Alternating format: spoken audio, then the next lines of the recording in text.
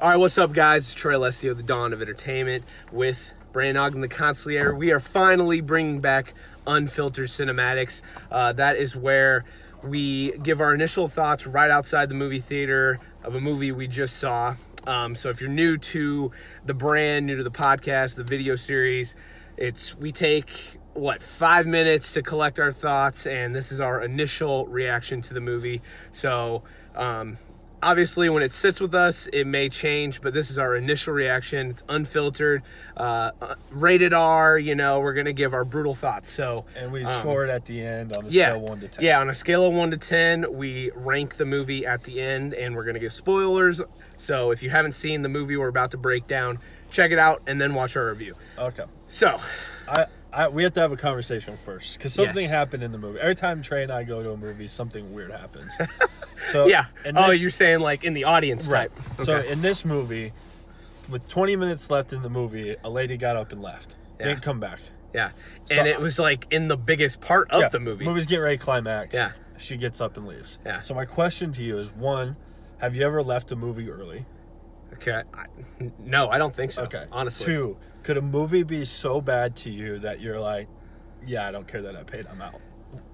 I don't know. Like, I feel like if it's like offensive, like, for example, I went to go see Vice last Christmas, and if I'm like a Republican, like a hardcore nut on that side of the aisle, like, yeah, that probably would piss me off, and I'd be like, fuck this, I'm out. Okay. But even though you already gave him your money? I don't know. Like, see, I always feel like, personally, I probably wouldn't. I would watch it through, right, but I could see how somebody would. I don't know. I personally would not. I don't think I even had the balls to get up. I know, and just walk out. Well, there were multiple people. I don't know if you saw it. Like, there was the girl who walked out where it was just about to drop the big surprise, and then there were a couple people like a couple minutes left. Yeah, like a few minutes left. I'm still like, there's a little bit to tell. Okay. Anyway, so that's a sidebar. Okay. But so we went to go see the movie Serenity with Matthew McConaughey. Serenity no. So Matthew McConaughey and Hathaway. Jason Clarke. He was the dickhead husband. Yes. What's the black dude's name? Do you know him? He's from Blood Diamond. He's in Blood Diamond. He's in Thor. Yeah. He's the dude who, spoiler alert, got killed on at the beginning of Infinity War. A lot of good people. Even the dude, I don't know his name, but he's in the HBO show Succession. He was weird and good. A lot of pretty big name, pretty good actors in this movie. Yep. So a lot to break down here. It was a very weird, trippy movie. So at first, honestly, the promo and the rollout of this movie was very interesting. I honestly non-existent. Yeah, I didn't see any trailers like on TV. I saw some people talking about it on Twitter, but really I had to go out to watch. Like, I had to look it up to watch the trailer. I didn't really know anything about this movie. I didn't know the premise. After watching the trailer, you kind of got a feeling like Anne Hathaway wanted to have her husband killed. That's really all I knew about the movie. I guess, do we want to start and kind of briefly break down the plot line? Yeah. Okay, so we're going to give spoilers, so if you haven't seen it, again, go watch it before you check out our trailer or our breakdown. So, how do you want to start it here? Yeah, it's so much. I don't know. I know. So Matthew McConaughey's a fisher in this small island called Plymouth. Yeah. And he's got like this obsession with catching this huge tuna. Mm-hmm. He's named the tuna Justice. So he goes out every day pretty much trying to catch this fish. Yeah. His main line of business is having people pay him to go onto their boat. They fish. He just drives basically. Yeah. But then he almost catches a tuna. So like the first 2 guys he has on his boat, he like doesn't give them the fishing rod, because he wants to be the one to catch this tuna. So that's like the main premise. He's trying to catch this tuna. Yeah. That just keeps escaping him. He can never get it. So he's basically out of money. He kicks out the dude from Blood Diamond. Yeah. Who's kind of his assistant. Right, because he said he was bad luck. Yeah. He even threw a major shot. He's like, when your wife died, that our luck ran out. I was like, damn. Yeah. So he runs out of money. Starts going out and catching like swordfish and different things, getting $700, $800 a night. Mm-hmm. Still during the day going out to do the tuna fishing. Can I interject one thing? Yes. So we piece by piece, like little tidbits here and there through different people, we kind of get a feeling. They keep saying like that fish, the tuna fish that he wants to catch, is in your head. Yes. So that's the first moment you're like, something's up, off. Something's weird. Yeah. So there's that. So then one night, Anne Hathaway pops up. Yep.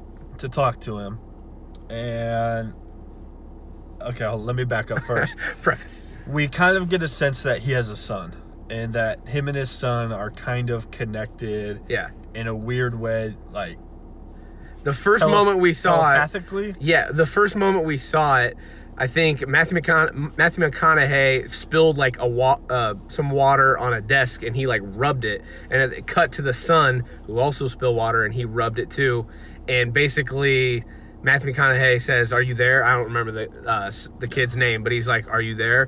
And the kid kind of rubs, and you're like, "Okay, this is weird."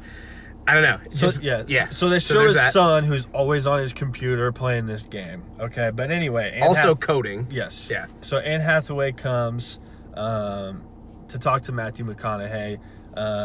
We basically find out they were exes of some sort. Yeah, they weren't really married, but they have a kid. They have a kid. She's since married this big, huge construction millionaire, multimillionaire, Jason Clarke. Yep. Who she wants to kill. He's abusive. Yeah. He beats the crap out of her. And the kid sits in his room and basically hides away and does like his escape is his computer. Right. While his mom's getting beat. Yeah. So that's where that comes in. So she says, if you take my husband out, get him drunk, and basically throw him in the ocean to kill him, I'll give you $10 million cash.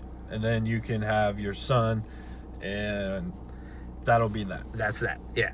So that's basically the premise of what is presented to us. That's how it all starts. Then we peel back some layers, and we find out. I have to say, I kind of predicted this shit.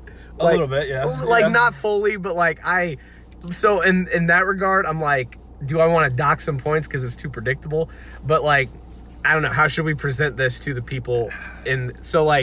Basically, let's just spoil it now. Yeah. So basically, the kid is creating a world where he can connect with his dad, and he hates the stepdad so much that he wants to kill him. And in the game, he codes it so Matthew McConaughey, his real dad, can kill the abusive stepfather. So it is a weird little thing, and then in real life we see him, the son, actually killing the real dad, and I don't know, it's just very weird, very trippy. Is there anything more to add there? I guess there's one guy that's like a salesman that follows Matthew McConaughey around throughout the whole movie, and that's how they reveal it. Right, and they say we're the rules. Meet together, and he says, "I'm the rules." Yeah, and so basically Matthew McConaughey figures out like this is a game. Yeah, so like none of this is real. None of it is real. Yeah, it's kind of like a Truman Show, kind of Westworld like Truman vibes. Show, Westworld / what's the other Matthew McConaughey weird Interstellar? Interstellar. Yeah, some Interstellar vibes, I guess, at the end. There's like some weird like crossover. It's definitely sci-fi. Multi-dimensional. Which you wouldn't think of like seeing it on the surface. Yes. So in that regard, it's very creative, very, I don't want to say innovative, but just unique, I guess. So there's that, but this is the one word I said to you that I thought that popped out to me, and it was sloppy. I think it was told a little sloppy. I appreciate the premise. I really do. I like kind of the mindfuck type movies and type shows like Westworld and all that. But it was just pieced together. I personally, I'm a screenwriter. I would have pieced it together a little better to where it was a big reveal at the end, and that's the climax. I feel like, I don't want to say it dragged on, but once we found out it was a game, it kind of felt like okay, I know if I called that a little bit after they revealed that, and then I was like, damn, I predicted that. I'm like, okay, just wrap it up, and it kind of dragged on a little.